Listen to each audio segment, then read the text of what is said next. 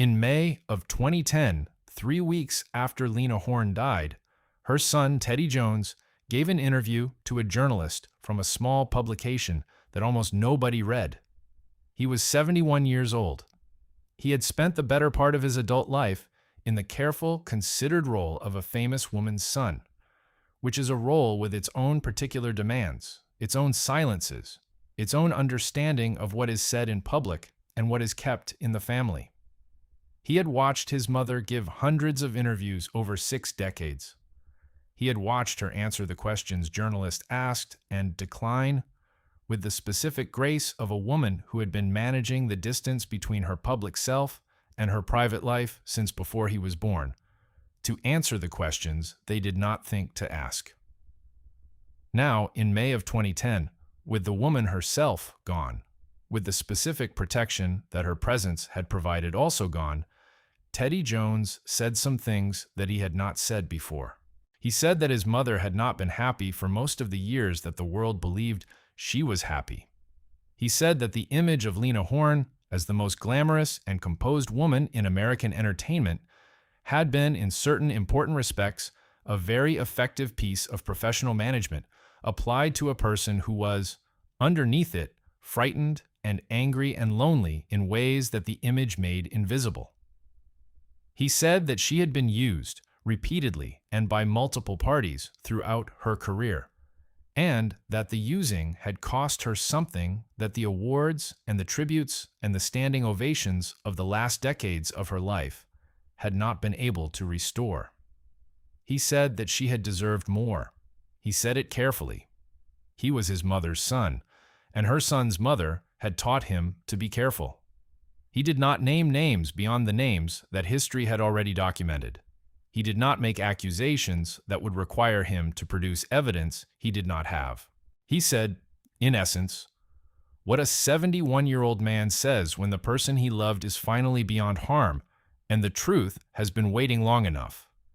He said that the truth was more complicated than the legend, and that his mother had lived the complicated version while the world consumed the legend, and that by the time anyone fully understood what the complicated version had contained, she was gone. The interview did not receive wide attention. It was not the kind of thing that gets picked up by the wire services. It ran in a small publication, and it was read by a small number of people, and most of those people filed it away in the specific drawer where complicated information about beloved figures goes, the drawer that is opened occasionally and then gently closed again, because the information in it requires more from the reader than the legend does.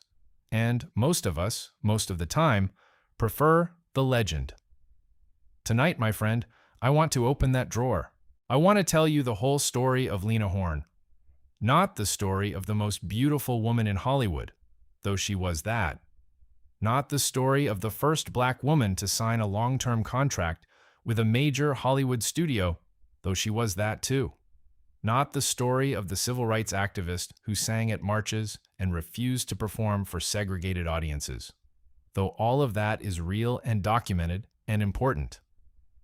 I want to tell you the story underneath the story, the one that Teddy Jones was gesturing toward in that May 2010 interview, the one that her family understood and that she herself, in the last years of her life, had begun to tell in fragments, in the specific oblique way of a woman who had spent 80 years managing what was said about her in public.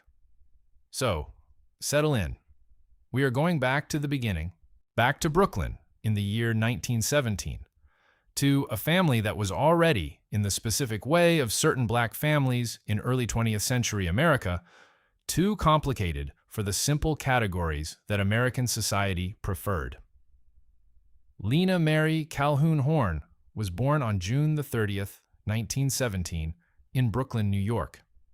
The birth and the family into which it placed her contained within it almost every tension and contradiction that would characterize the rest of her life, as though the circumstances of her entrance into the world had decided in advance what the world was going to demand of her and what it was never going to give her. Her father was Edwin Horne Jr., a man of light complexion, the son of a prominent Brooklyn family that had been, for several generations, part of the black middle class in New York, with all that designation entailed in that era. Education, aspiration, political engagement, and the particular internalized politics of skin color that the black community had developed over generations of navigating a white world that ranked them all equally at the bottom, while they, among themselves, created hierarchies of their own. The Horne family was, by the standards of Black Brooklyn in the early 20th century, established. They were members of the NAACP at a time when NAACP membership was itself a statement of a particular kind of ambition and political commitment. They were educated people with opinions about how Black Americans should present themselves to the world. Her mother was Edna Louise Scottron, a woman who was the precise opposite of the Horne family in almost every respect that mattered. Where the Hornes were stable and connected and committed to a particular vision of respectable Black American life, Edna was unstable and restless and consumed by a desire for a different kind of life than Brooklyn offered. A theatrical life, a wandering life, a life in which the rules of respectable Black Brooklyn were someone else's problem. She was an aspiring actress. She wanted to be on stage. She was not, by any account from anyone who remembered her, particularly interested in the demands of domesticity or in the specific patient work of raising a child. Lena's parents separated when she was 3 years old. This is the first fact of her life, and it has the quality of a first fact in the sense that everything that followed was arranged in some structural way around the space that the separation created. Her father left. Her mother left. In the different sense of leaving, that means remaining physically present while being emotionally elsewhere. Edna continued to appear in Lena's life throughout the years of her childhood, but she appeared episodically between theatrical tours and personal adventures in a way that felt to the child like visitation rather than presence. What Lena had in the place where the parents should have been was her paternal grandmother. Cora Calhoun Horne was one of the most formidable women of her era in Black Brooklyn, and she would have been formidable in any era. She was a suffragette and a civil rights activist and an inveterate joiner of organizations committed to the improvement of Black American life. She had opinions about everything and the confidence to express them, and she expressed them with the specific authority of a woman who had lived long enough to have earned the right to be certain. She was also in the way of grandmothers who are raising their grandchildren because the parents have not managed to do it, somewhat lacking in the qualities of warmth and softness that children require, in addition to the qualities of rigor and principle. She loved Lena. The love was real. But the love had the quality of a project. Lena was to be raised correctly, raised to be a credit to the family, raised to demonstrate by her conduct and her achievement that Black women of her class and her complexion could meet the standards that the world said they could not meet. The love was motivating and demanding and occasionally crushing, and it did not provide, in quite the way that a child needs, the specific, unconditional warmth of being loved simply for existing rather than for achieving. Lena spent portions of her childhood with her grandmother in Brooklyn and portions with relatives in various cities, as her grandmother's organizational work and her mother's theatrical touring moved her from household to household with a frequency that a less adaptable child might not have survived. She was, by multiple accounts, a profoundly adaptable child, quick to read a room, quick to understand what was expected, quick to produce whatever version of herself the current situation required.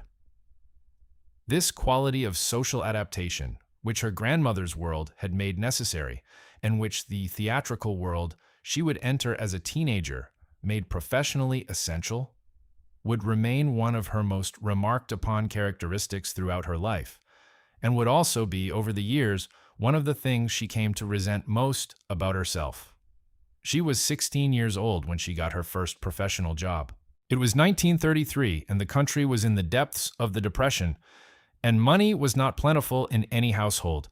including the Horne household, and when the opportunity arose to earn a living doing something that was at least adjacent to the theatrical world her mother had tried to occupy, the Horne family did not object as strenuously as they might have under other circumstances. The job was at the Cotton Club in Harlem. Lena was hired as a chorus girl. Let me stay with that for a moment because the Cotton Club in 1933 was not simply a nightclub.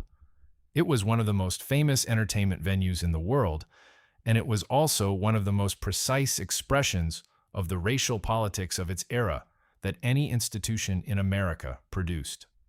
The Cotton Club was owned by white gangsters. It employed black performers, some of the finest black performers alive, including Duke Ellington, Cab Calloway, and Ethel Waters. Its audience was white. Entirely, rigorously, by policy white. Black patrons were not admitted to watch black performers perform at the Cotton Club. The arrangement was not incidental. It was the point. The Cotton Club sold white Americans the fantasy of access to black culture without the discomfort of actual black presence in the audience. Lena Horne was 16 years old when she entered this arrangement, and she was not naive enough, raised as she had been in the Horne household with its decades of NAACP membership and racial consciousness, to be unaware of its nature. But she was also 16, and the family needed money, and the Cotton Club was the Cotton Club, and opportunity has a way of arriving packaged in circumstances that more comfortable people, with more choices available, are entitled to find objectionable. She danced in the chorus. She watched the great performers who worked the Cotton Club's stage with the specific attention of a young woman who understood that this was an education, that whatever she thought about the politics of the institution, the people performing in it were teaching her something that she would need to know. She watched Ethel Waters particularly.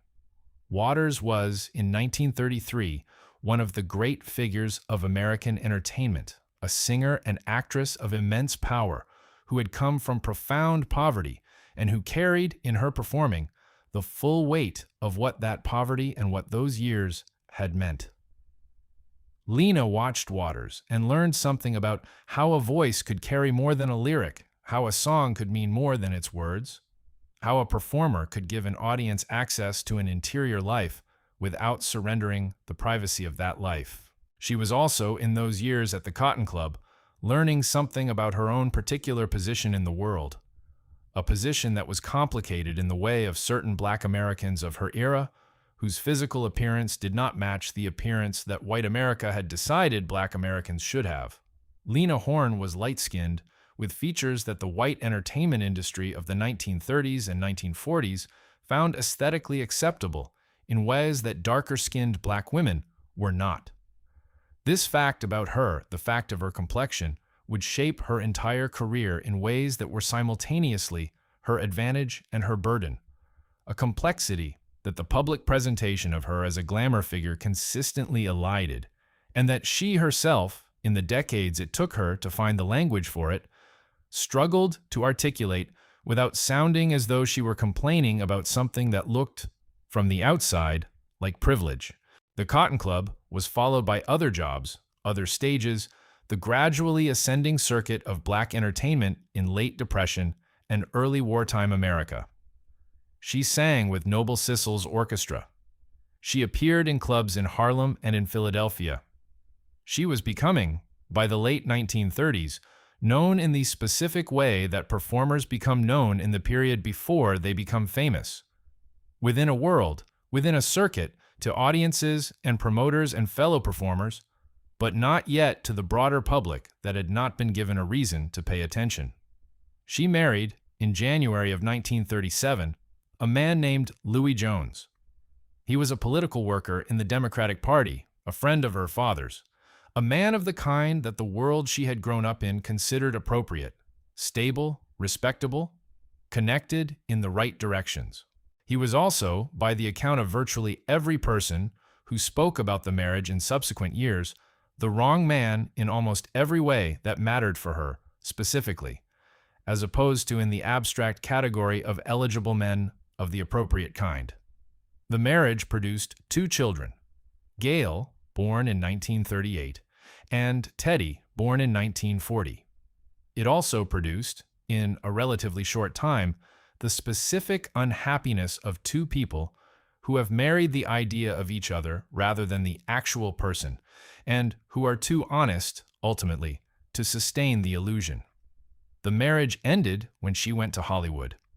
This is one of the ways the end of a marriage is described, that a career opportunity intervened, that the distance proved too great, that the life being built in one direction could not accommodate the life that was being built in another.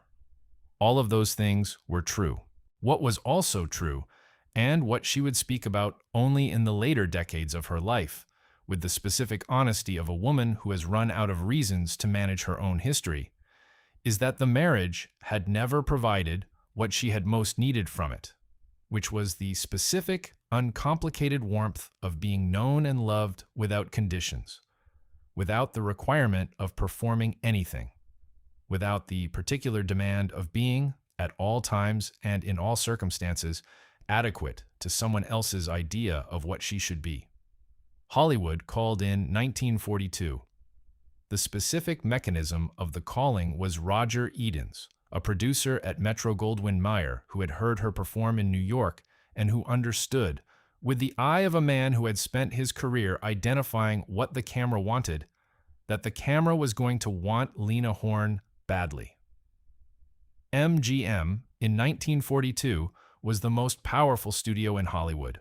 It was also an institution with deeply complicated and frequently incoherent ideas about what to do with black performers and black stories.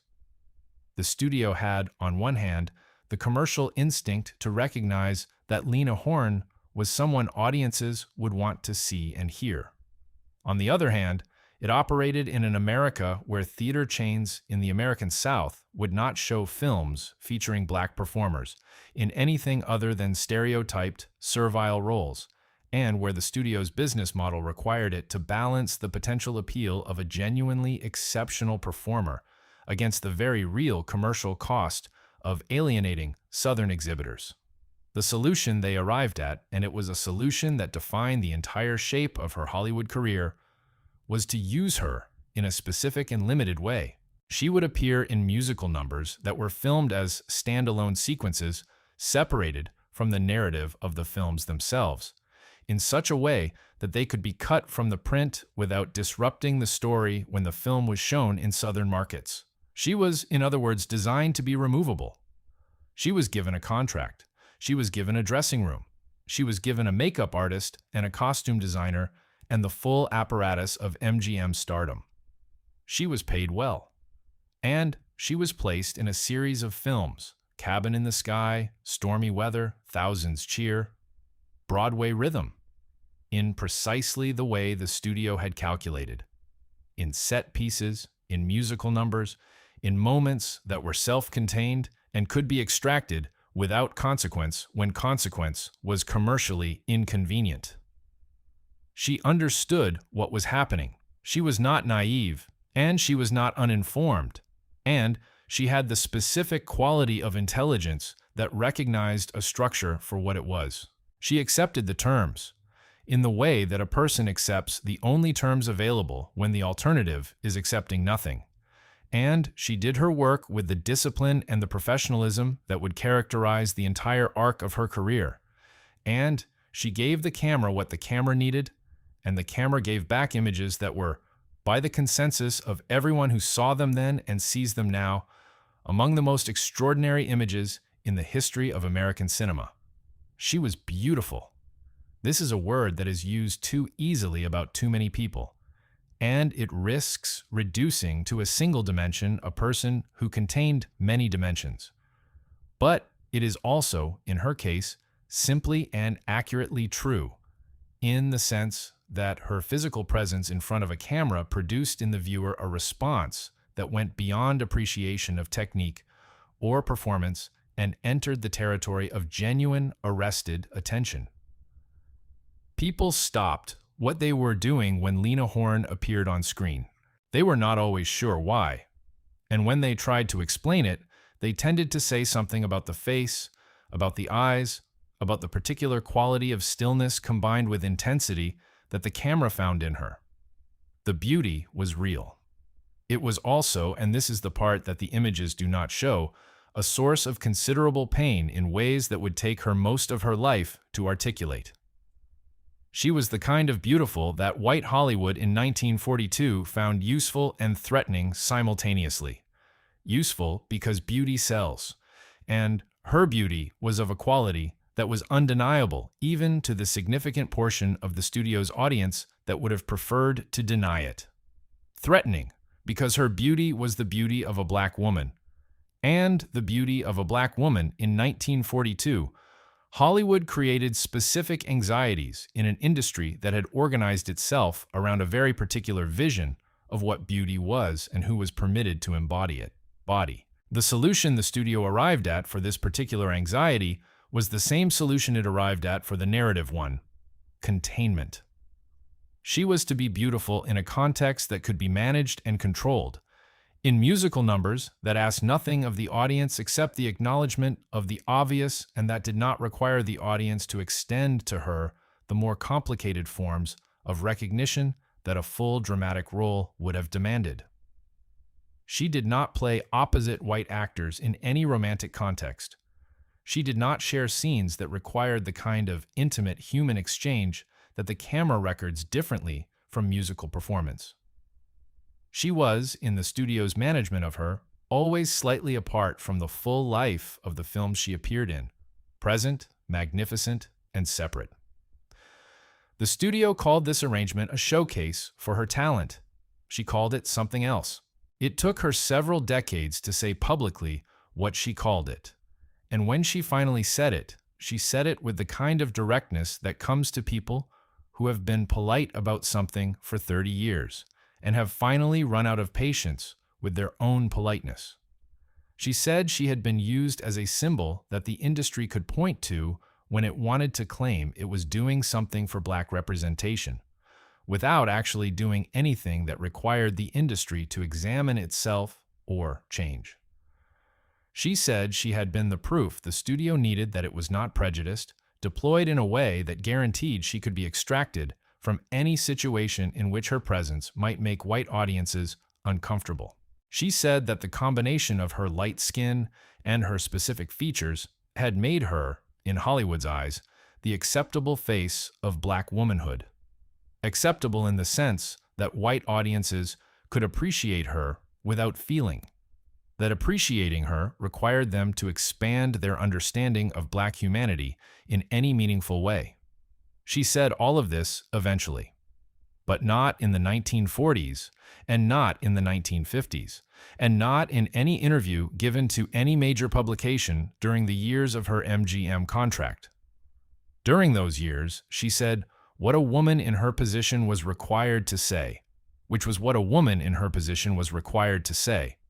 And she said it with the skill and the discipline of someone who understood that the alternative was saying nothing at all, which was to be in no position at all. She left MGM in 1950. The studio did not renew her contract. The political climate had changed. The House Un-American Activities Committee was investigating the entertainment industry for communist sympathies, and Lena Horne, who had been associated with Paul Robeson, who had been vocal in her support of progressive causes, who had aligned herself publicly with organizations that HUAC considered suspicious, had become what the studios called a liability, which was the word the studios used when they meant that the political cost of retaining someone had exceeded the commercial benefit. The blacklist, formal or informal, ended her film career. She was not on the formal list, in the sense that her name did not appear in the specific documents that circulated through the industry. But she was on the practical list, in the sense that the roles stopped coming, that the telephone calls stopped, that the industry found ways to be too busy for her, which was the industry's preferred method of blacklisting people it did not want to formally acknowledge it was blacklisting. She went back to live performance. She worked in nightclubs and theaters and concert halls. She worked in Las Vegas, where she became one of the first black performers to appear at major strip hotels as a full headlining act rather than as an act that used the service entrance and performed for white audiences before being returned to the segregated quarters where black workers were housed. She negotiated her own conditions in the specific and direct way that the years since the Cotton Club had taught her to negotiate. Not with anger, or not always with anger, but with the absolute clarity of a woman who understood her own value and was not going to accept anything that fell below it. She married in 1947. His name was Lena Horne, and he was a musician and composer who had worked as a music director at MGM. He was also white. The marriage was kept secret for 2 years because an interracial marriage in 1947 was not simply a private matter, but a public statement with professional and social consequences that both parties understood and that they were not prepared to make publicly until they had decided the time was right. When the marriage became public in 1950, the responses were exactly what they would have been expected to be given the time and the place. Part of the white entertainment establishment expressed polite discomfort. Part of the black community expressed a different kind of discomfort, centered on the sense that a black woman of Lena Horne's prominence and beauty and achievement had chosen to marry outside the community, which was felt by some as a form of rejection. Both responses came from people who felt entitled to an opinion about what Lena Horne did with her own life, and neither response particularly interested her, which was one of the things about Lena Horne that made some people love her and others find her difficult. Lena Horne was, by all accounts, from the people who knew them together, a genuinely devoted husband. He was quiet in the way that her public presence was loud, or rather in the way that her public presence was controlled and his private presence was simply himself, without management, without the exhausting discipline of always presenting the right version of yourself to the right audience. He loved her, and the love was apparent to people who saw them together, and she loved him, and the specific relief of being loved by someone who asked of her only that she be present rather than performing, who had no requirement of her that she be adequate to a particular image, who simply wanted her there. That relief was something she spoke about, in the careful way she spoke about things that mattered in the years after he died. He died in 1971. He was 65 years old. They had been married for 24 years. In 1970, a year before Lena's death, her father, Edwin Horne, died. In 1970, her son Teddy's son, her grandson, died. In the space of approximately a year, she lost 3 of the people closest to her. This compression of grief, this piling of loss upon loss in the specific way that the late middle years sometimes present loss, broke something in her that she would later describe, in the few places where she described it honestly, as fundamental. She did not break publicly. She continued to work. She appeared on television. She made recordings. She did the professional things that professional performers do in the years following personal catastrophe, which is to say they continue because the work is what there is when everything else has been taken. But privately, she broke in the way that a person breaks when the architecture of their life is dismantled in too short a time. She withdrew. She spent years in the apartment in New York that she had made her home, in a deliberate and chosen removal from the public life that had been organizing her existence since she was 16 years old. She was, for a period in the early and mid-1970s, genuinely absent from the entertainment world, not in the sense of retirement exactly, but in the sense of a person who has run out of energy for the performance of a self and needs time, however much time is necessary, to understand what is left when the performance stops. What was left when she finally emerged from the long interior season of the 1970s was something that surprised the people who had known the earlier Lena Horne and who had formed their understanding of her from the MGM films and the nightclub performances and the carefully managed public image of the most beautiful woman in Hollywood. What was left was a woman with something to say, and the specific willingness to say it that comes to people who have finally run out of reasons to manage their own truth. She returned to Broadway in 1981. The show was called Lena Horne, The Lady and Her Music, and it ran on Broadway for over 300 performances, which is an extraordinary run for a one-woman show, and it won her a special Tony Award and a Drama Desk Award and the attention of an entire generation of theatergoers who had not been alive for the MGM films and who experienced Lena Horne for the first time in this stripped-down, theatrical, entirely direct context. A woman and a microphone and 60 years of being a black woman in America.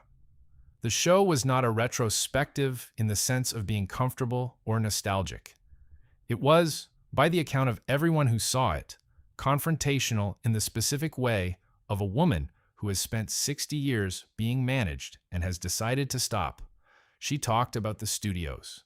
She talked about the blacklist. She talked about what it had meant to be the acceptable face of black womanhood in a Hollywood that did not want to accept black womanhood at all. She sang the songs that had made her famous, and she sang them differently from the way she had sung them in the MGM films. With more anger, with more weight, with the specific quality of a person who is singing the truth of the songs, rather than the image the songs had been used to create. The audiences were extraordinary in their response. People wept. People gave standing ovations that began before the show was over. People came backstage afterward, or tried to, and said things that people say when something on a stage has reached them in the specific way that only honesty reaches. When they feel that what they have witnessed is not a performance, but a disclosure. Not art for art's sake, but a woman telling the truth about her life and expecting them to receive it. She was 64 years old.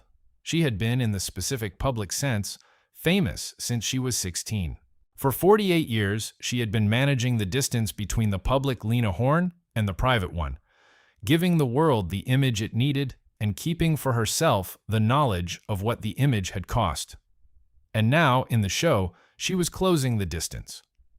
Not completely. She remained always a woman who understood the difference between disclosure and exposure, who knew that honesty and confession were not the same thing and that the audience's desire to know everything was not an entitlement she felt obliged to honor. But she was saying more, and saying it more directly than she had said in any of the previous 48 years. The years after the Broadway show were the years of the official recognition that tends to arrive late for people who have spent their careers making the establishment uncomfortable. The Grammy Award in 1994, the Kennedy Center Honor in 1984, the honorary degrees, the tribute concerts, the film retrospectives, the magazine profiles that called her a legend and cited the films, and the nightclub performances, and the civil rights activism, and the decades of work. She received all of it with the specific quality of grace that she had always brought to the management of her public self, and she felt about it, by her own account in the interviews of those years, something more complicated than gratitude. Because the recognition was real and she was glad for it, and she appreciated the people who offered it with sincerity. But the recognition was also, in some measure, belated in a way that she noticed, because the things that were being celebrated in the 1980s and 1990s were things that had been true in the 1940s and 1950s. And the belated recognition contained within it the implicit acknowledgement that the recognition had been withheld for decades for reasons that had nothing to do with the work. She was gracious about this, publicly about this. She did not perform bitterness because bitterness was not the quality she chose to bring to public occasions, but she was honest about it, in the way she had been honest about things since the Broadway show, directly, in the specific oblique way of a woman who has decided that honesty and confrontation are not the same thing, that you can say the truth without needing to make an occasion of it. She lived, in the last decades of her life, in the apartment in New York, in the city that had always been more hers than Los Angeles, in the specific comfort of a person who has reduced her life to the things that matter and discarded the things that do not. She had her music. She had her children and her grandchildren, around whom she gathered in the way of matriarchs who have come to understand, later perhaps than they should have, that the people who love them without conditions are the ones who matter most. Gail Lumet Buckley, her daughter, wrote a book about the family, the Hornes, an American family, published in 1986, that provided a partial view of the history that Lena herself had spent decades managing. It was not the whole story, because Gail was still a daughter writing about a mother who was still alive, and the constraints of that position are real and appropriate. But it was more of the story than had ever been publicly available, and it documented the specific quality of the Horne family's experience of American life, the decades of navigating race and class and the particular demands of being a certain kind of black family in a country that had not decided what to do with the category. Lena died on May the 9th, 2010. She was 92 years old. She died in New York at Weill Cornell Medical Center of heart failure. The tributes were immediate and enormous. Every major newspaper ran extensive obituaries. The entertainment industry produced statements from performers across every genre and every generation. President Obama offered his condolences. The tributes cited the films and the music and the civil rights work and the Broadway show and the decades of service to the cause of black representation in American entertainment. And then, 3 weeks later, Teddy Jones gave that interview. He said his mother had not been happy for most of the years the world believed she was happy. He said the image had been a construction, a survival mechanism, a professional discipline applied over 6 decades, with the specific skill of a woman who had understood from the beginning that the world she was working in would only accept her on its own terms, and that accepting those terms was the price of being allowed to work at all. He said the price had been real and had never been fully calculated by the people who consumed the image without understanding its cost. He said it carefully. He was, after all, his mother's son. He said it obliquely, with the specific indirection that their family had always used for the things that mattered most. He said it in a small publication that almost nobody read, but it was said. And now, tonight, it has been heard. Here is what I want you to take away from this story, my friend, when you have sat with it long enough to understand it properly. Lena Horne was one of the most remarkable women in the history of American entertainment, and the remarkableness was not the beauty, though the beauty was real, and it was not the talent, though the talent was extraordinary, and it was not the courage, though the courage required to do what she did in the places she did it and the time she did it was genuine and should not be taken lightly.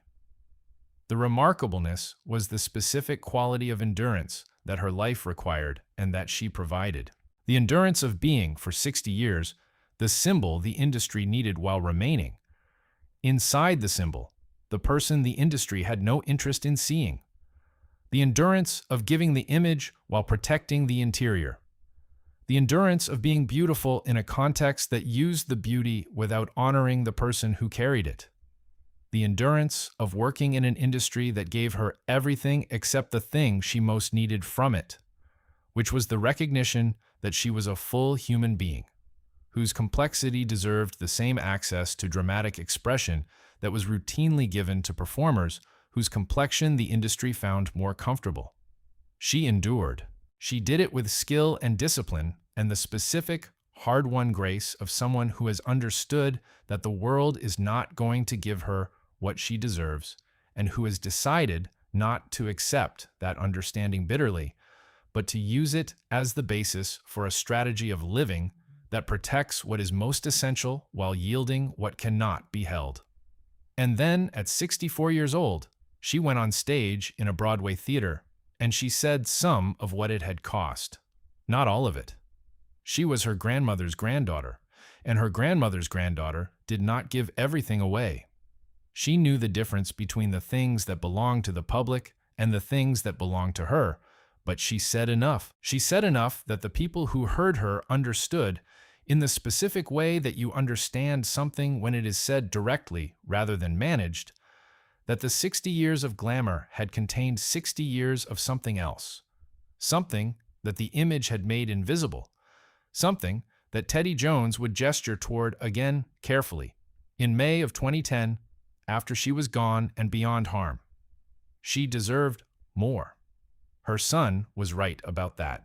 She got less than she deserved from an industry that used her, and more than she expected from the audience that loved her. And she built from that combination a life that was, in the end, genuinely and specifically and unmistakably her own. Sleep well, my friend.